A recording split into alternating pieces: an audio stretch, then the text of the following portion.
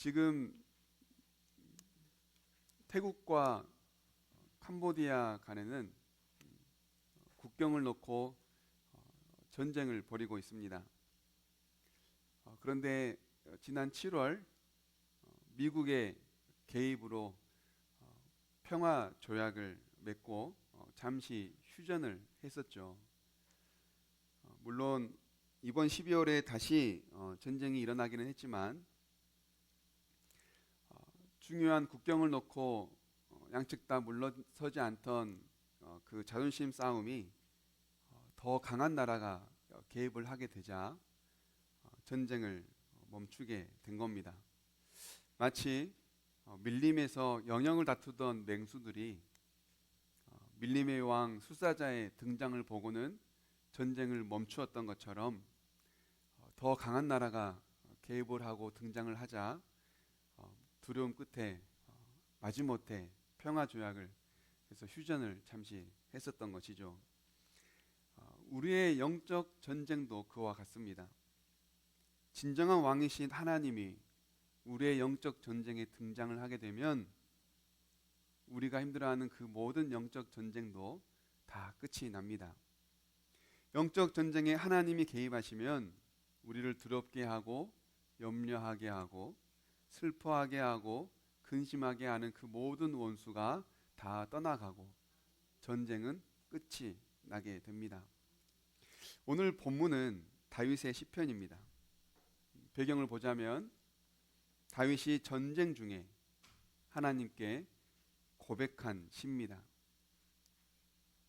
다윗은 이 영적 전쟁에서 하나님을 의지하게 되면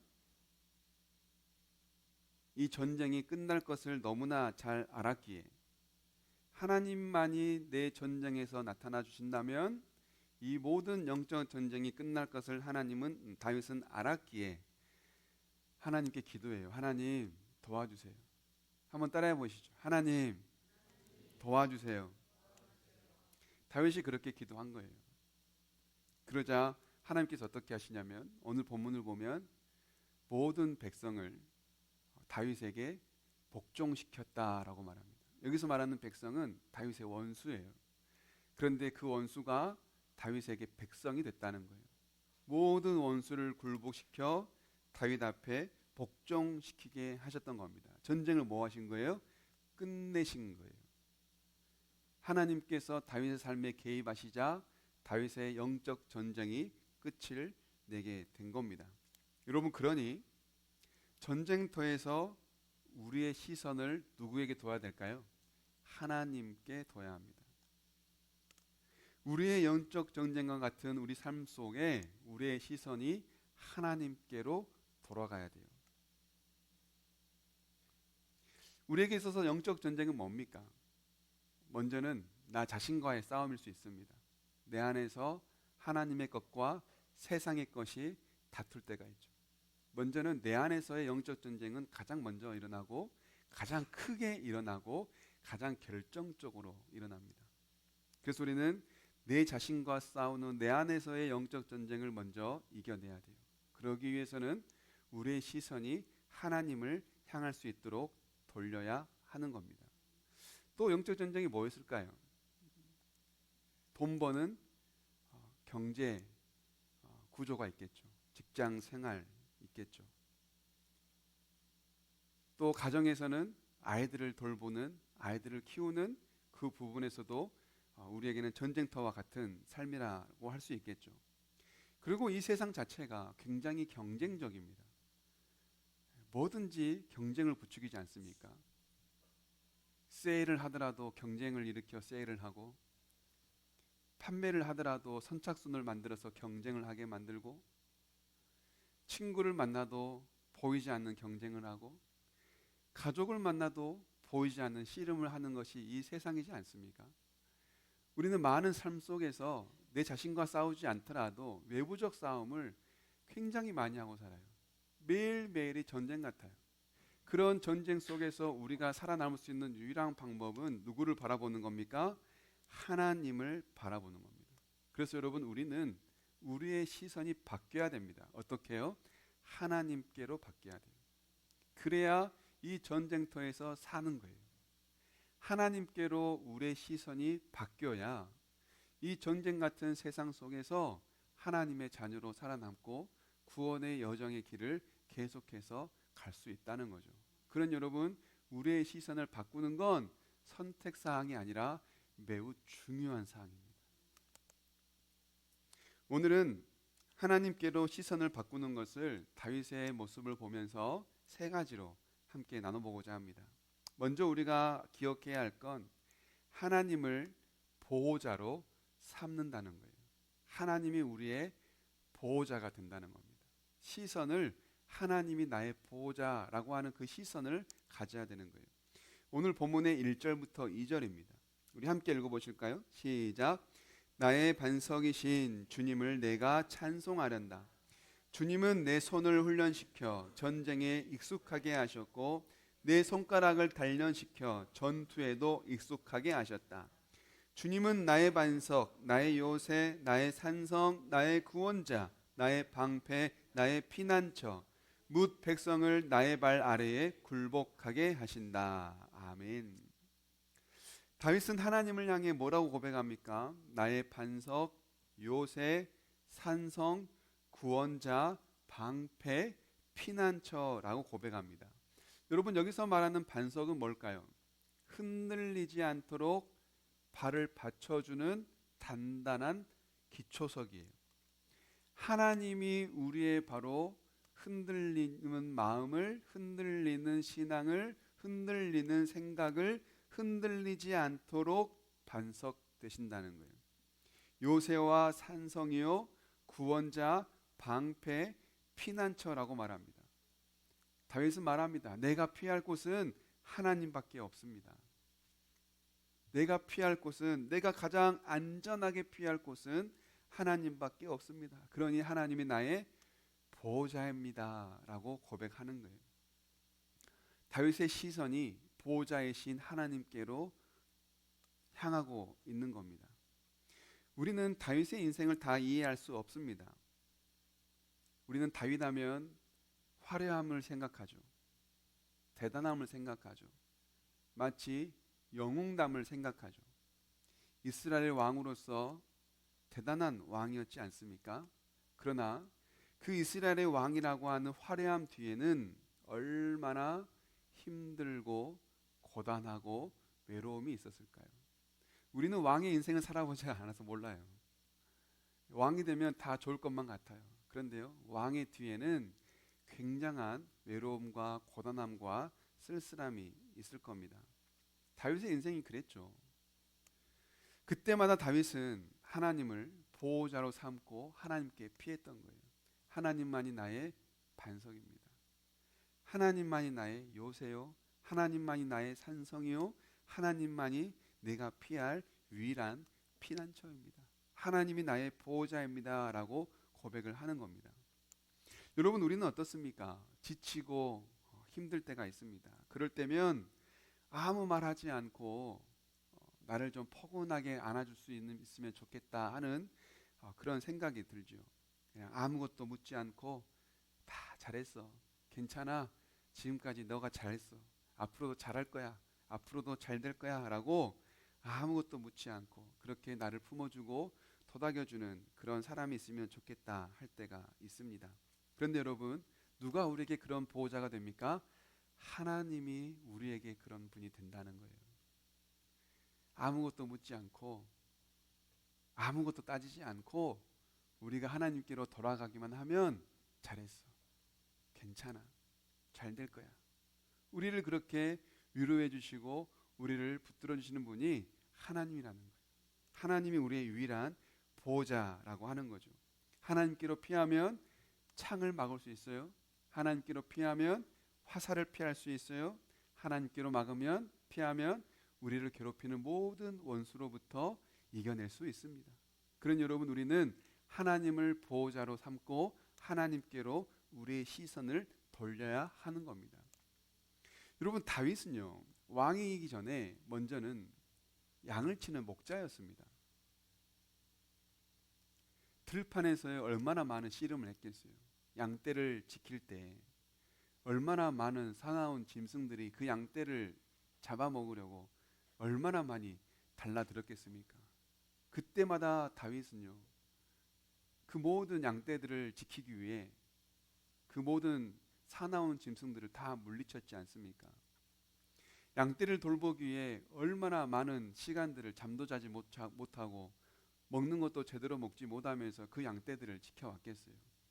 그렇게 힘들게 다윗은 양떼를 지켜온 그 삶이 있었기 때문에 지금 이 상황에서 누가 나의 보호자인지를 잘 알아요. 그래서 다윗은요, 그렇게 양떼를 물리쳐본 대단한 경험이 있고 수많은 원수들을 물리쳐본 그런 대단한 전쟁에서 승리한 경험이 있지만 지금 이 순간 무기를 의지하지 않아요. 전쟁에서 전술을 의지하지도 않아요. 분명 전쟁에는 능수능란한 대단한 장군이지만 이 순간만큼은 하나님을 의지합니다. 하나님을 보호자 삼습니다. 그래서 하나님이 나의 피난처요, 나의 요새요, 나의 산성이시요, 나의 반석이라고 고백을 하는 겁니다. 여러분, 우리 역시 이 다윗처럼 우리의 이 영적 전쟁에서 하나님께로 시선을 향합시다. 우리의 보호자이신 하나님을 향하여 하나님만이 나의 보호자입니다. 하나님만이 나의 산성입니다. 하나님만이 나의 피할 피난처입니다. 라고 고백하며 우리의 보호자이신 하나님을 바라볼 수 있기를 원합니다. 두 번째로 우리가 기억해야 할 건 이러한 전쟁 속에서 내 연약함을 인정하는 겁니다. 자신의 연약함을 인정하는 거예요. 나를 믿지 않는 거죠. 내 자신을 의지하지 않아야 한다는 겁니다. 오늘 본문의 3, 4절 이렇게 고백합니다. 함께 읽어봅니다. 시작. 주님, 사람이 무엇이기에 그렇게 생각하여 주십니까? 인생이 무엇이기에 이토록 생각하여 주십니까? 사람은 한낱 숨결과 같고 그의 일생은 사라지는 그림자와 같습니다. 아멘. 다윗이 뭐라고 말해요? 사람이 무엇이라고? 인생이 뭐라고? 하나님께서 이런 인생까지 돌봐주십니까? 라고 말하죠. 그러면서 자기 인생을 뭐라고 말해요? 한낮의 숨결이라고 말해요. 금방이라도 사라져버리는 거래요. 그림자처럼 있지도 않는 것이라고 말합니다. 실체하지 않는 존재라는 거죠. 그만큼 자기 자신을, 그런 나약한 자기 자신을 고백하는 겁니다. 유대인들에게 있어서 가장 위대한 왕을 꼽아라 하면 단연 다윗입니다. 다윗. 그래서 바벨론 포로에서 돌아온 귀한 공동체는요, 그들에게 가장 소원하는 한 가지가 다윗 시대로 돌아가는 거예요. 다윗의 그 풍요로웠던 시대, 다윗의 그 막강했던 시대, 그 시대가 재현되는 것을 모두가 꿈꿨습니다. 한 나라의 왕입니다. 수많은 전쟁에서 이겨본 장군이에요. 부와 영광과 명예를 다 가진 사람입니다. 모두가 바라고 모두가 원하는 사람입니다. 모두에게 소망이요, 모두에게 기대가 되는 그런 대단한 사람입니다. 그런 다윗도 전쟁터에서만큼은 자기 자신을 믿지 않았다는 거예요. 그런 대단한 사람도 전쟁터에서만큼은 자기 실력을 믿지 않았던 거예요. 오히려 자기의 연약함을 인정하고 사람이 무엇이기에, 인생이 무엇이기에 하나님께서 나 같은 인생까지도 돌보십니까? 나의 인생을 보자면 한낱 숨결에 불과하고 존재하지도 않는 그림자처럼 그런 존재인데 하나님께서 이 인생이 뭐라고 나를 그렇게 돌봐주십니까? 라고 고백을 하는 거죠. 그래서 이 본문의 다음에 있는 시편 146편 3, 4절은 다윗이 이렇게 고백하는데요. 우리 함께 읽어보실까요? 시작. 너희는 힘있는 고관을 의지하지 말며 구원할 능력이 없는 사람을 의지하지 말아라. 사람은 수만 번 끊어지면 흙으로 돌아가니 그가 세운 모든 계획이 바로 그 날로 다 사라지고 만다. 아멘. 다윗의 고백입니다. 다윗은 자기 자신도 믿지 않고 그 어떤 고관, 그 어떤 대단한 사람이라도 믿지 않아요. 왜냐하면 인생은 수만 번 끊어지면 흙으로 돌아가는 그런 무가치한 존재이기 때문에 그렇다고 말하는 겁니다. 세상은 뭐라고 말합니까? 나를 따르라. 세상 왕은 뭐라고 말해요? 나를 믿어라. 나를 따라야 산다라고 다 자기를 추켜 세우지만 다윗만큼은 세상 왕과 달랐어요. 다윗도 나를 따르라고 말하지 않았지만 다윗도 자기를 믿지 않았을 뿐만 아니라 하나님만 믿고 하나님만 의지했다는 겁니다. 여러분, 전쟁에서 가장 위험한 게 뭘까요? 방심이에요. 전쟁에서 가장 위험한 건 나를 믿는 겁니다. 전쟁에서 가장 위험한 건 자기 자신을 믿는 거예요. 자기 실력, 자기 경험, 자기 지혜를 믿으면 게을러집니다. 게으르면 방심하는 거예요. 그러면 전쟁에서 이길까요? 집니다. 우리 영적 전쟁도 마찬가지예요. 하나님께서 그동안 돌봐주셨으니까 돌봐주시겠지. 그동안 내가 이렇게 지내왔으니까 별 무리 없이 넘어가겠지. 그동안 나 이렇게 해왔으니까 그렇게 하면 또 되겠지 하는 그런 생각들이 바로 우리를 넘어지게 해요. 우리를 방심하게 해요. 그래서 영적 전쟁에서 지게 만듭니다. 교만이 생기고 분노가 올라오고 시기가 생기고 미움이 올라와요. 그러면 결국 다툼이 일어나죠. 내가 옳다는 교만을 그래서 우리는 버려야 돼요. 나를 믿는 왕자병을 버려야 돼요. 자기 자신만 믿는 어리석음을 버려야 돼요. 그리고 뭐라고 고백해야 됩니까? 하나님, 저는 미약합니다. 하나님, 나는 미생입니다. 하나님, 나는 미완성된 존재입니다. 나는 부족하니 하나님 도와주십시오. 자기의 부족함을 인정하고 하나님께 도와달라고 고백을 해야 하는 겁니다. 여러분, 사람 앞에서요, 나의 부족함을 드러내는 건 굉장히 부끄러운 일입니다. 사람 앞에서 누군가에게 도와달라는 건 어쩌면 굉장히 자존심 상할 일일 수 있어요. 그런데 하나님께 하는 건 괜찮아요. 하나님께 도와달라는 게 뭐가 부끄럽습니까? 하나님께 내가 부족하다고 고백하는 게 뭐가 그렇게 부끄럽고 자존심 상할 일입니까? 하나님 앞에서 자존심 세울 일이 뭐가 있습니까? 하나님이 나를 지으셨는데, 하나님이 이 세상을 창조하셨고 다스리고 계시는데 하나님 앞에 도와달라고 기도하지 못할 이유가 뭐가 있어요? 그러니 여러분, 나를 믿지 말고 하나님 앞에 뭐라고 기도해야 돼요? 하나님 도와주세요. 하나님, 나는 부족해요. 하나님, 저는 연약합니다. 하나님, 나는 못합니다. 그러니 하나님 도와주세요 라고 기도할 수 있어야 한다는 거죠. 우리가 그렇게 나를 믿지 않고 하나님을 믿으며 우리의 시선이 나로 향하지 않고 누구께로 향해야 돼요? 하나님께로. 나를 바라보는 시선이 하나님께로 바라보는 시선으로 어떻게 해야 돼요? 바뀌어야 되는 거예요. 그래야 어떻게 합니까? 삽니다. 그래야 삽니다. 세 번째로 우리가 기억해야 될 건 하나님의 도우심을 구하라는 거예요. 다윗처럼 자신의 연약함을 인정하니 이제는 하나님께 도와달라고 기도해야겠죠. 그래서 다윗이 이렇게 기도합니다. 오늘 본문의 5절부터 7절이에요. 함께 읽어봅니다. 시작. 주님, 하늘을 낮게 들이우시고 내려오시며 산들을 만지시어 산마다 연기를 뿜어내게 하십시오. 번개를 번쩍여서 원수들을 흩으시고 화살을 쏘셔서 그들을 혼란에 빠뜨려 주십시오. 높은 곳에서 주님의 손을 내미셔서 거센 물결에서 나를 끌어내시고 외적의 손에서 나를 건져 주십시오. 아멘. 여기에 있는 다윗의 기도의 단어들을 잘 보세요. 내려오시며 만지시어 흩으시고 쏘셔서 내미셔서 끌어내시고 건져 주십시오라고 기도합니다. 하나님께 나의 이 영적 전쟁에 개입해달라는 거예요. 하나님, 들어와 주세요. 자기의 그 영적 전쟁에 하나님을 초청하는 거예요.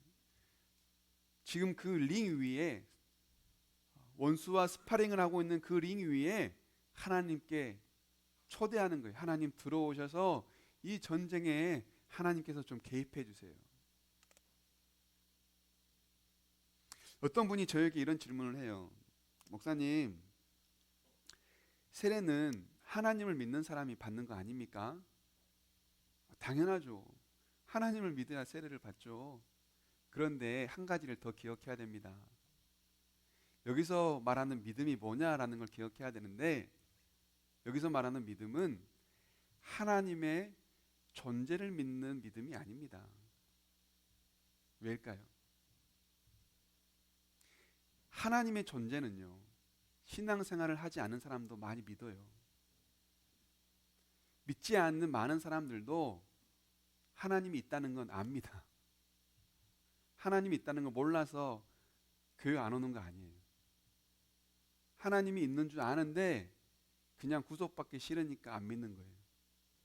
그래서 하나님을 믿는 많은 사람들, 아니 세례를 받는 많은 사람들에게 중요한 건 하나님을 믿어야 믿는 믿음, 그 믿음으로 세례를 받는데요, 그 믿음은 하나님의 존재를 믿는 믿음이 아닙니다. 여러분, 그러면 어떤 믿음일까요? 내 삶에 개입하신 하나님을 믿어야 되는 거예요.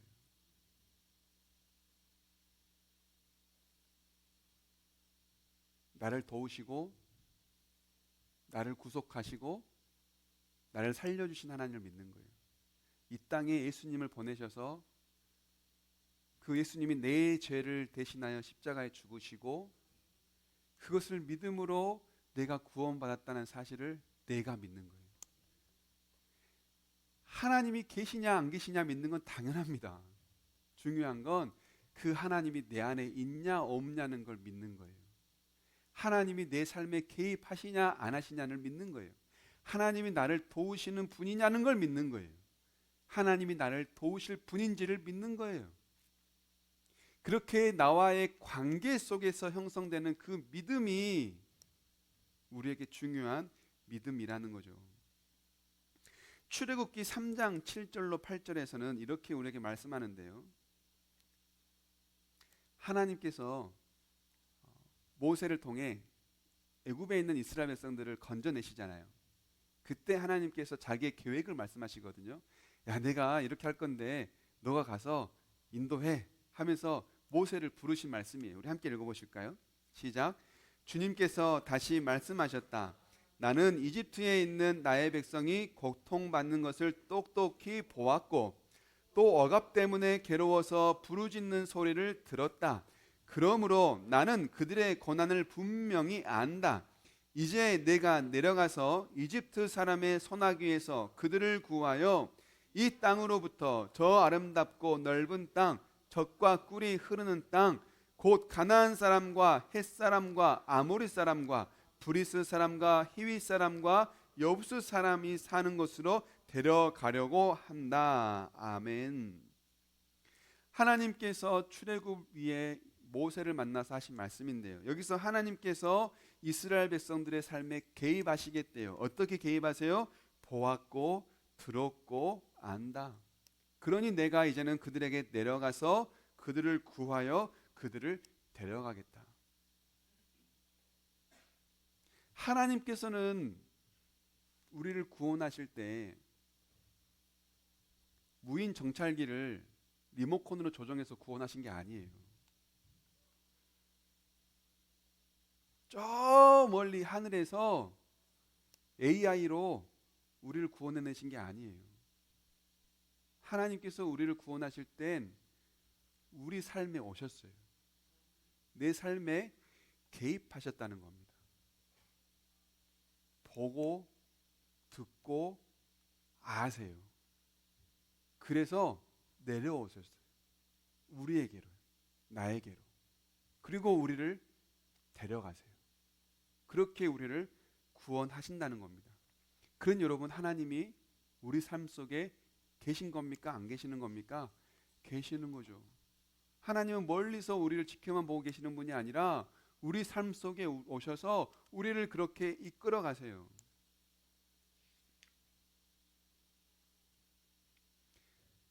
사람 사이에 관계가 형성될 때요, 그 형성되는 그 관계를 쌓게 하는 방법 중 하나가 있습니다. 그게 바로 뭔지 아세요? 도움을 요청하는 겁니다. 실제로 친하게 지내고 싶어 하는 사람이 있으면, 또는 내가 좀 화해하고 싶다 하는 사람이 있으면 먼저 도움을 요청해 보세요. 그러면 관계가 이 도움이라고 하는 것을 가지고 형성된다고 합니다. 제가 이거 좀 오래전에 한번 설교했을 거예요. 설교 때 예화로 이야기 한번 했던 기억이 있습니다. 도움을 요청하게 되면 사람의 마음에 드는 생각이, 이 사람에게 내가 필요하구나. 내가 누군가에게 도움을 줄 수 있는 사람이구나. 이 사람이 나를 그렇게 인정해 주는구나. 인정이 들어오는 거예요. 야, 네가 좀 도와줘. 너면 할 수 있을 것 같아. 하는 그 말에 내가 이 사람에게 인정받고 있다는 생각이 드는 거예요. 그러면서 이 사람에게 내가 필요하구나 라고 하는 생각을 갖게 되면서 마음이 열리고 관계가 형성되는 거예요. 부끄럽지만 제 이야기가 있습니다. 대학교 2학년 때 호감이 가는 자매가 있어요. 마음에 들어요. 왜 웃으세요? 아직 시작도 안 했는데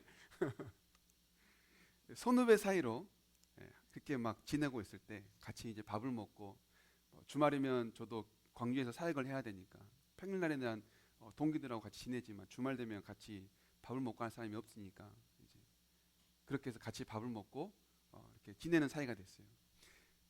저희 학교가 굉장히 그 가파른 길이 있거든요. 우리 학생들은 그 길을 골고다 언덕길로 이렇게 말하는데, 그 골고다의 언덕길을 올라가다가 넘어졌어요. 그 자매가 넘어졌는데 무릎에서 피가 나오고 청바지가 찢어진 거 아니에요. 그것을 보고 제가 어떻게 했을까요?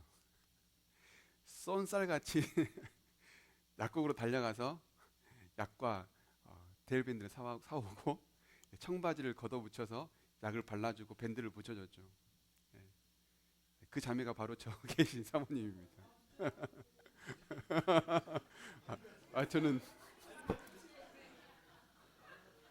저는 알고 웃으신 줄 알았는데 그때 그 도움의 그 손길이 마음을 활짝 여는 거예요. 아직 미혼이신 분들 참고하십시오. 그러나 미혼이신 우리 학생들은 조심해야 됩니다. 그렇게 달라든 남자가 있으면 일단 한 번 더 한 번 더 눈여겨보시고, 누군가를 돕는다는 게요, 그렇게 마음을 여는 일이에요. 누군가에게 도움을 주면 그 사람의 마음이 열리는 거예요. 누군가를 돕다 보면 관계가 형성되는 거예요. 여러분, 하나님은 우리가 그렇게 하나님께 도와달라고 요청하기를 기다리세요. 하나님이 그냥 멀리 있는 하나님으로 끝나지 않고, 하나님 도와주세요. 제 삶에 개입해 주세요. 하나님, 제가 지금 여기가 아파서 피가 나는데 밴드 좀 붙여주세요. 하나님, 제가 지금 여기가 아파서 상처가 났는데 약 좀 발라주세요. 하나님께 도움을 요청해야 돼요. 그렇게 하나님께 도움을 요청해야 하나님이 우리 삶에 개입해 오시고, 하나님이 우리 삶에 개입해 오셔야 그게 믿음이 되는 겁니다. 멀리 있는 하나님, 존재하는 하나님은 여러분 신앙생활 하지 않아도 많이들 믿어요. 그게 중요한 게 아니에요.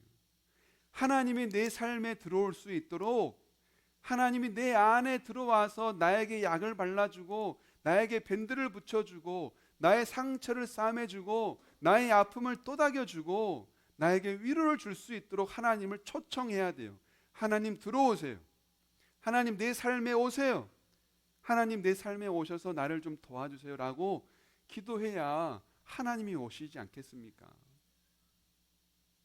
하나님은 우리와 인격적 관계를 원하시기 때문에 문을 벌컥 열고 들어오지 않아요. 우리가 마음을 열고 하나님을 맞이할 준비를 해야 하나님이 우리 안에 비로소 오신다고. 그래서 여러분, 우리가 마음을 열고 하나님을 도움을 달라고 기도하는 게 중요한 겁니다. 이처럼 하나님은 우리가 그렇게 도부의 손길을 요청하기를 지금도 기다리고 계세요. 그리고 하나님과 함께 관계를 쌓기를 하나님이 원하세요. 그렇게 하나님과 더 가까워지기를 원하신다는 거예요. 말씀을 맺겠습니다. 다윗은 지금 전쟁터에 있습니다. 왕궁에 있는 게 아니에요. 전쟁터에서 전쟁을 하고 있어요. 한시가 바빠요. 1분 1초가 생명의 갈림길에 놓여 있어요. 그 상황에서 다윗이 의지한 건 자기의 실력도 아니고 전쟁에 쓸 무기도 아니고 전쟁에 쓸 방패도 아니에요. 하나님을 보호자 삼아 하나님께로 피합니다. 그리고 고백해요. 하나님이 나의 보호자입니다. 하나님이 나의 반석입니다. 하나님이 내가 피할 피난처입니다. 그렇게 다윗의 시선을 하나님께로 돌립니다. 그리고 자기를 보지 않죠. 하나님을 보죠. 그리고 하나님께 도움을 요청합니다. 여러분, 우리가 그렇게 하나님께 우리의 모든 시선이 하나님께로 바뀌고 하나님께로 고정될 수 있기를 주님의 이름으로 축복합니다. 아멘. 찬양 가운데 이런 찬양이 있습니다. 모든 상황 속에서 주를 찬양할지라. 주는